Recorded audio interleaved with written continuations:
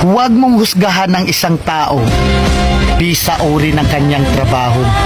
Katulong man yan, karpintero, basurero, o kahit ano pa ang trabaho, basta marangal.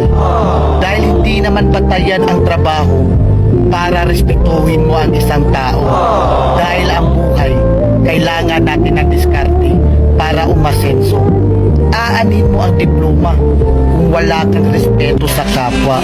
Kaya tayong lahat ay pantay-pantay lang. Tayong lahat ay may karapatang tratuhin ng tama kahit walang pinag-aralan. Tandaan natin, kahit ano pang kurso ang natapos mo, kahit ano pang diploma ang hawak mo, kahit mayaman o mahirap ka lang, lahat tayo kapag namatay, iisa lang ang titulong diplomang nakaukit sa lapida natin. Rest and peace.